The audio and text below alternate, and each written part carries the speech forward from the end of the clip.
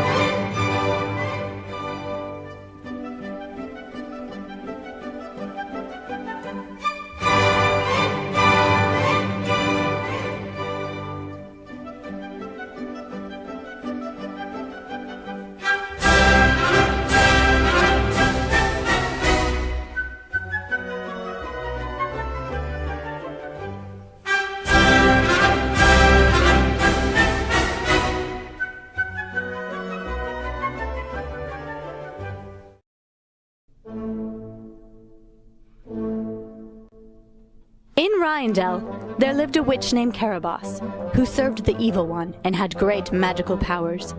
She claimed that Ryandel's success was entirely her doing, and she made the king promise to honor her at every feast, or else. As long as he complied, she would grace the feast each year with her presence, often bringing along a small trinket for the princess.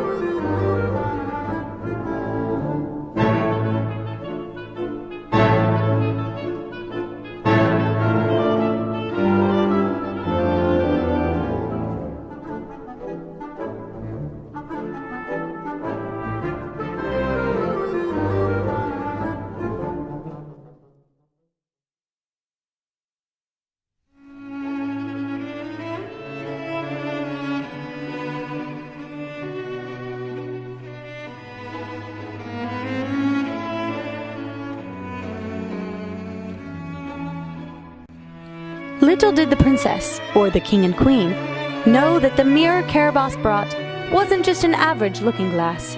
It had magical powers. Whoever looked at it would always just gaze at her outward beauty and never once think about the beauty of her heart.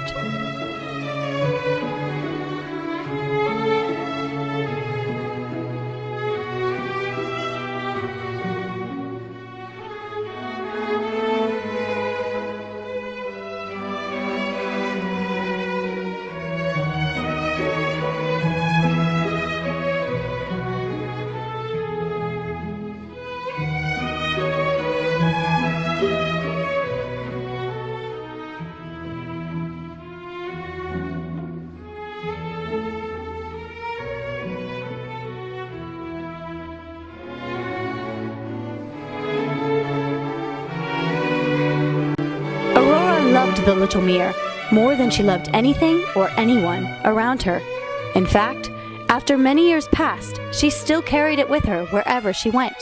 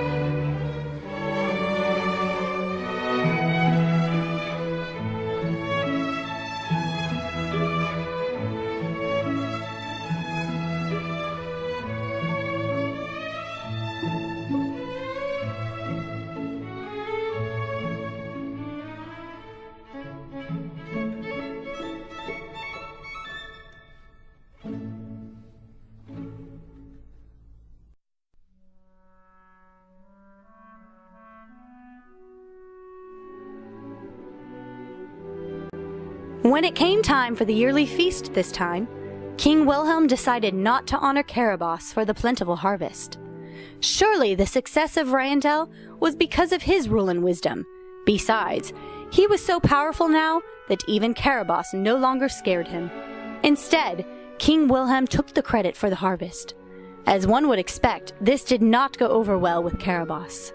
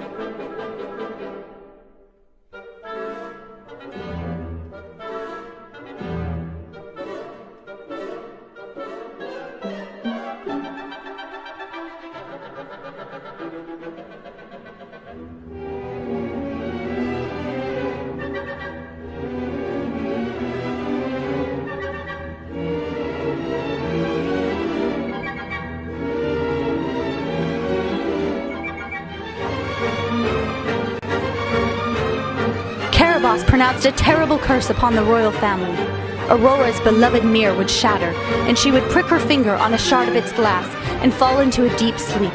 The only way to awaken her would be to give Caraboss reign over the entire kingdom. With that, Caraboss disappeared into the night. King Wilhelm quickly grabbed the mirror, and Queen Laurel convinced him to allow her friends, the dwarfs, to watch over Princess Aurora in their cottage in the Big Green Woods until the king's soldiers could find and exile Caraboss. Queen Laurel secretly knew that the dwarfs were messengers of the Good One, whom she had been serving for a very long time now. The dwarfs spent much of their time copying letters from the Good One to deliver to those like Queen Laurel who wished to learn of the Good One's righteous ways.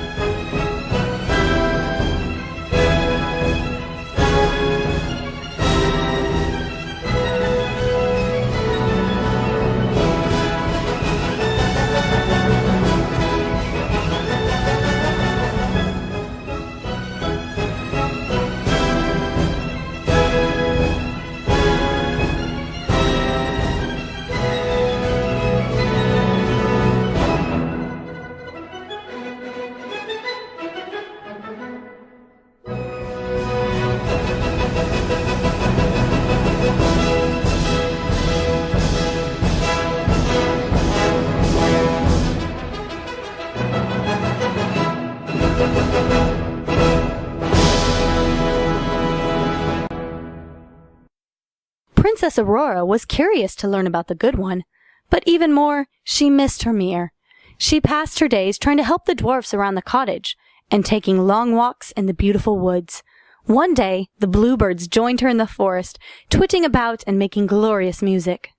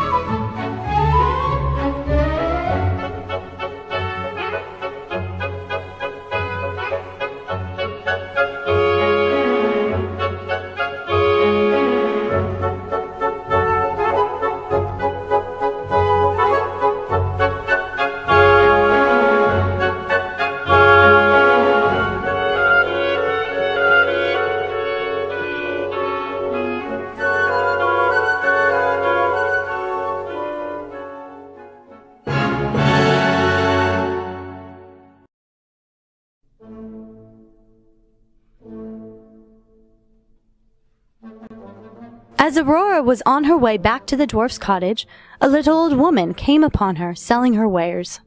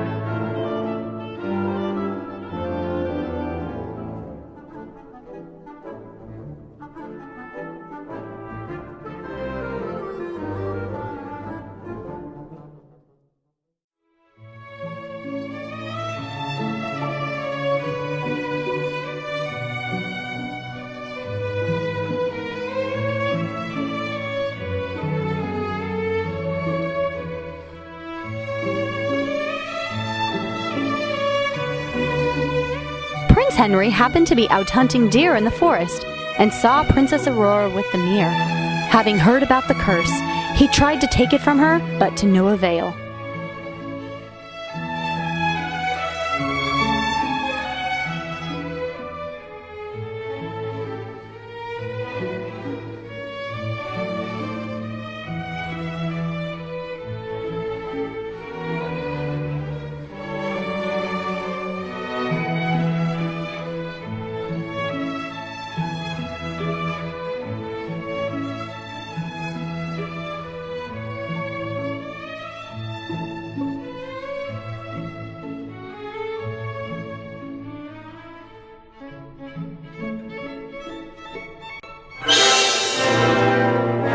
The mirror shattered.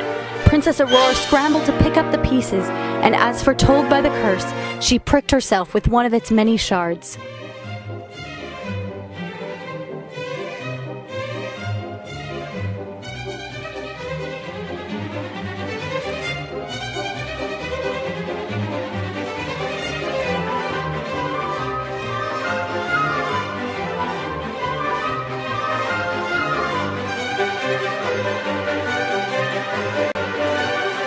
The little old woman, who now revealed herself as Caraboss, cackled in delight because she was convinced that Ryandel would finally be hers.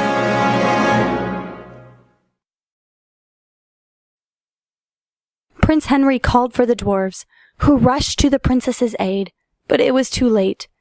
They gave the bluebirds a message to take to the king and queen, telling them the terrible news.